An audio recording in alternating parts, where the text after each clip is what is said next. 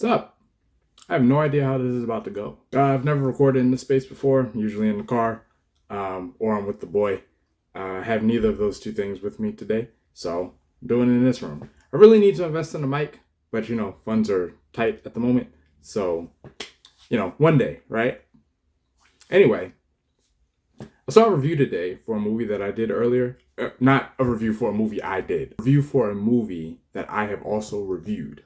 It was uploaded like 2 days ago.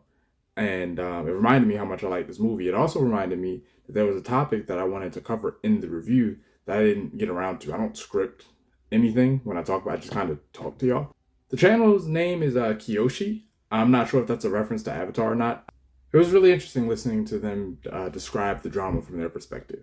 And so it inspired me to make this video. This isn't a response video or anything like that. I don't even know if, I'm not like in the big channel YouTube review community, obviously.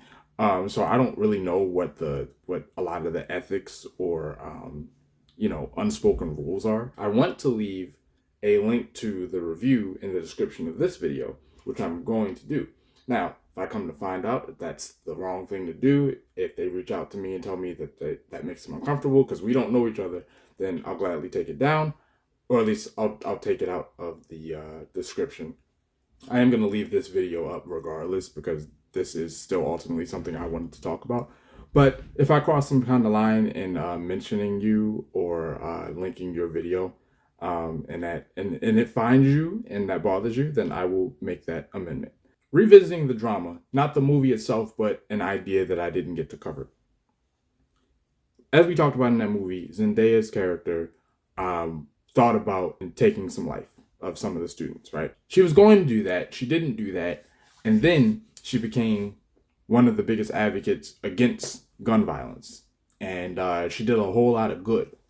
So I wanted to talk about the question of, is an ally that was once a staunch enemy worth it?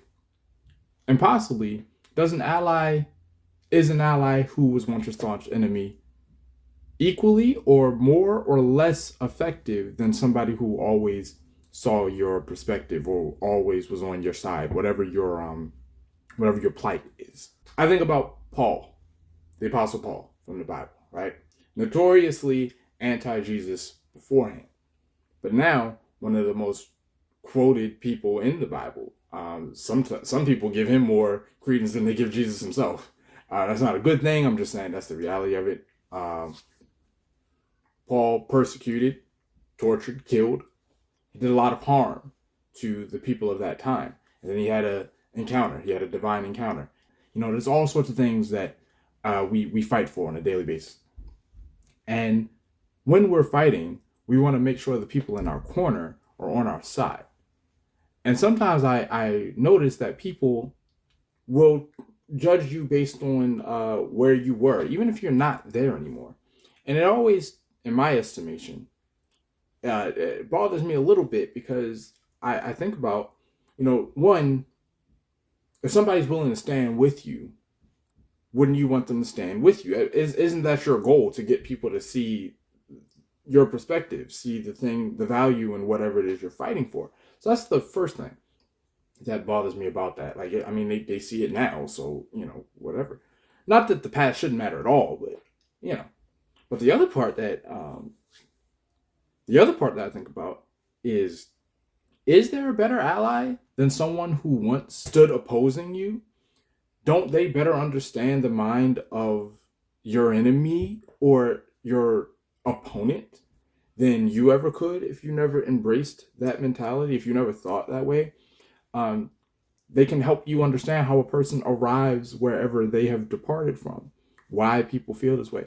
Because what I've noticed is that when you sit down and really talk to people who have different views than you, even if they're heinous, a lot of times, not every time, but a lot of times, there's a human being underneath that. It's not like some crazy, spiteful, cruel, evil individual. There are plenty of people that are like that. But on a person-to-person basis, your fellow neighbor, your coworker, whatever, don't generally deal in those kinds of extremes. In fact, if you're willing to have the conversation, a lot of times you'll find never really spent a whole lot of time thinking about it. Somebody imparted those ideas onto them and they just kind of embraced them. So when we have people that are walking around having done harm or thought about doing harm in Zendaya's case in this movie,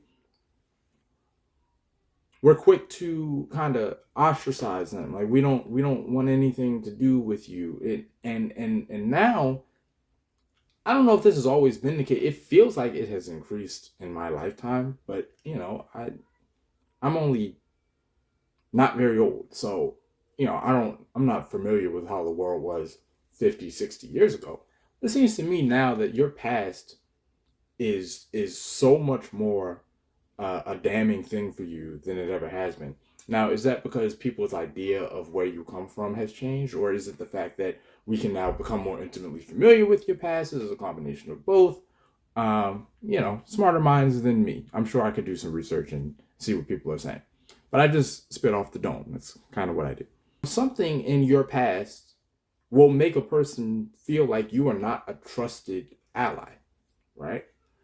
Even if you've never been staunchly opposite what they are, there's something there that would bother somebody, right?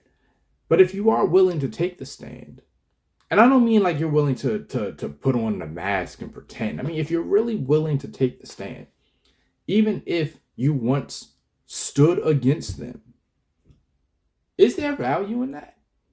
I believe there's value in that. I believe there's a lot of value of having one of them, whoever the us and them is at any given moment, having one of them on your side. Number one, it gives you hope that them can change, right? Because one of them did change. Number two, it gives you intimate knowledge about how them operates, right? Because them used to operate that way. And if you want to move the goalposts and you want to conquer kingdoms and you want to tear down infrastructure and all this other kind of thing, then you're going to need every advantage you can get, right? I wonder how much good has been done that wouldn't have been done if people had known things about those who are trying to do that good, right? Martin Luther King comes to mind. He's a good example because there's been recent conversations, and by recent, I mean in the last several years, not like last week, but the conversation comes back up every now and again. We found out that he was not faithful in his marriage. And that has for some people reframed his entire civil rights involvement, right? Do you want a world where we didn't have Martin Luther King? Take whatever figure in your mind that you think of who did good, objective good, who clearly had an impact on the world, and ask that question. Do you want to live in a world without them, where they never did what they did? Because for a lot of people, if they had known then what they know now, they never would have bothered with them. They never would have let them in. They never would have followed them. But think of where we'd be. If you're waiting for the perfect leader, I know of none. I know of one. But that's a matter of faith. In terms of mankind, I know of none. And you know of none either.